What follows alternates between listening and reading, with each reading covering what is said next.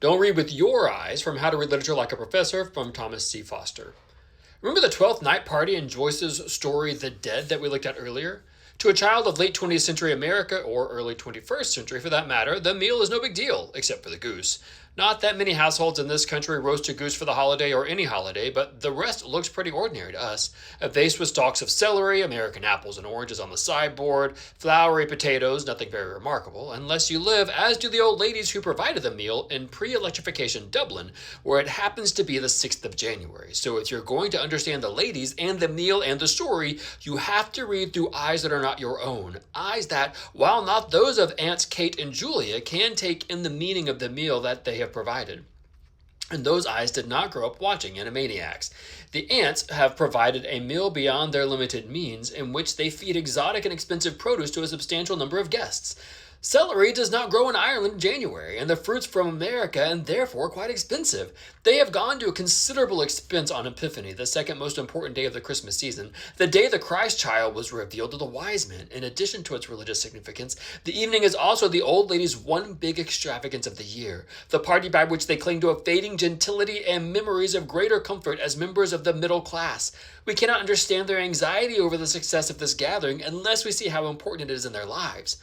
Or take this situation. James Baldwin's wonderful short story, Sonny's Blues, deals with a rather uptight math teacher in Harlem in the 1950s whose brother serves time in prison for heroin possession. At the end of the story, there's a scene we looked at in the earlier chapter where the brother, Sonny, has returned to playing in a club, and the math teacher, our narrator, goes to hear him for the first time. There's been a lot of tension throughout the story since the two don't comprehend each other, and the math teacher really can't fathom the troubles that drive Sonny and his music and his drug problem. Nor does he understand jazz. The only jazz names he can come up with is Louis Armstrong, proving to Sonny that he's hopelessly square. As the brother sits listening to Sonny with the jazz combo, however, he begins to hear in this beautiful, troubled music the depths of feeling and suffering and joy that lie behind it. So he sends an offering, a scotch and milk, that indicates understanding and brotherhood. Sonny sets the drink back on the piano and acknowledges the gift, which shimmers like the very cup of trembling in the closing words of the story. It's deep, it's emotional and biblical, with a resonance that very few stories ever achieve, about as close to perfection as we're likely to encounter. Now here's where the business of interpretation gets interesting. At my school, there are sociology/social work classes on substance abuse, and 2 or 3 times I've heard a recent student in said substance abuse classes show up at the discussion of Sonny's Blues very earnestly saying something like, "You should never give alcohol to a recovering addict." Perfectly true, I'm sure. In this context, though, not helpful. This story was published in 1957 using the best information Baldwin had at the time, and it's meant as a study of relations between brothers, not as a treatise on addiction. It's about redemption, not recovery. If you read it as the latter, that is, if you don't adjust your eyes and mind to transport you from contemporary reality to Baldwin's 1957, whatever the ending has to offer will be pretty well lost on you. So how much is too much? What can we reasonably demand of our reading? Well, it's up to you. But I'll tell you what I think and what I try to do. It seems to me that if we want to get the most out of our reading, as far as is reasonable, we have to take the works as they were intended to be taken.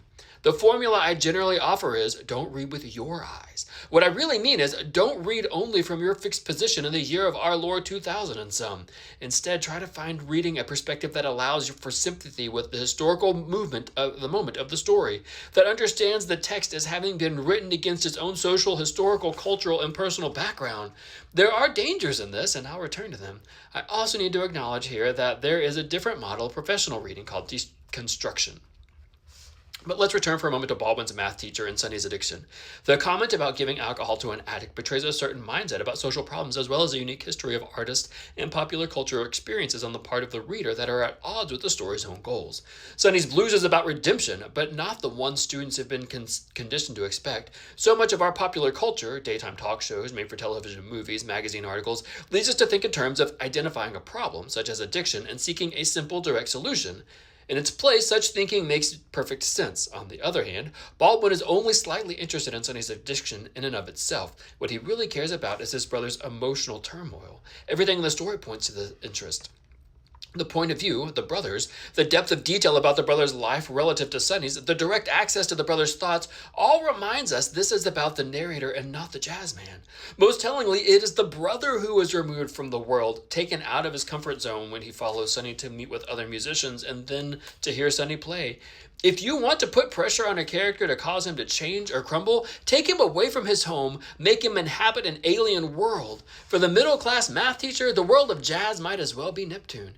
Here's why this business of the reader's perspective matters. The story falls into a very large category that I call last chance for change stories. Not a terribly scientific name, I'll grant that, but that's what they are.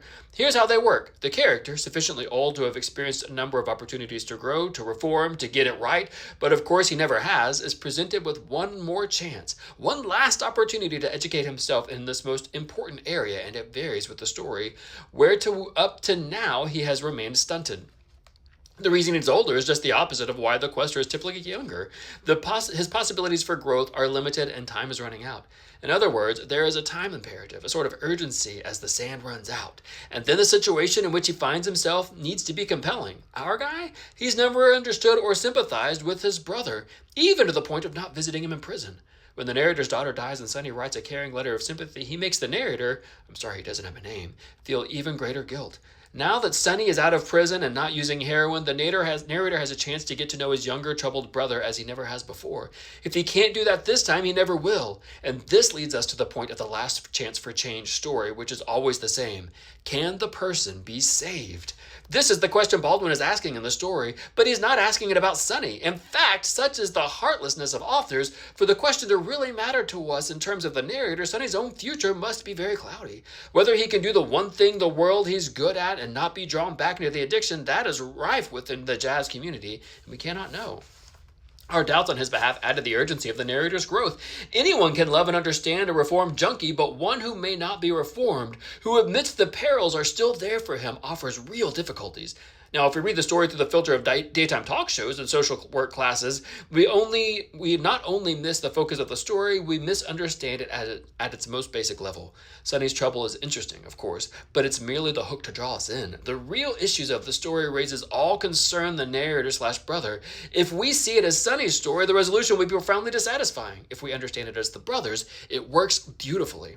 And this is a fairly recent story. How much harder to understand the mindset in, say, Moby Dick, The Last of the Mohicans, The Iliad, all that violence, a diet that is most purely carnivorous, blood sacrifices, looting, multiple gods, concubines. Those readers who have been raised in a monotheistic culture, which is all of us, whatever our religious persuasion or lack thereof, who live in the Western tradition, might have a little trouble with the piety of the gods whose chief implementation of religious practice is the carving knife. Indeed, the very setup of the epic in which Achilles throws a fit and withdraws from the war because his sex slave has been taken from him does not engage our sympathies as it would have those of the ancient Greek audience. For that matter, his redemption, in which he proves he's back on track by slaughtering every Trojan in sight, strikes as directly barbaric. So what can this great work with its spirituality, sexual politics, code of machismo, and overwrought violence teach us? Plenty, if we're willing to read with the eyes of the Greek, a really, really old Greek. Achilles destroys the thing he holds most dear, his lifelong friend Patroclus, and dooms himself to an early death by allowing excessive pride to overrule his judgment. Even great men must learn to bend. Anger is unbecoming. One day our destiny will come for us, and even the gods can't stop it. There are a lot of useful lessons in the Iliad, but while it may at times read like an episode of the Jerry Springer Show, we'll miss most of it if we read through the lens of our own popular culture. Now, about the danger I mentioned earlier, too much acceptance of the author's viewpoint can lead to difficulties. Do we have to accept the values of a 3,000-year-old blood culture as depicted as a Homeric epic? Absolutely not. I think we should frown on the wanton destruction of societies, on the enslavement of conquered peoples, on keeping concubines, on wholesale slaughter. At the same time, though, we need to understand that the Mycenaean Greeks did not. So if we would understand the Iliad, and it's worth understanding, we have to accept those values for the characters. Must we accept the novel that is full of racial hatred that vilifies persons of African or Asian or Jewish ancestry? Of course not. Now, here's where I envy you. If you are a professor, you have to deal with some pretty unsavory characters and some questionable works. If you only want to read like one, you can walk away whenever you want to.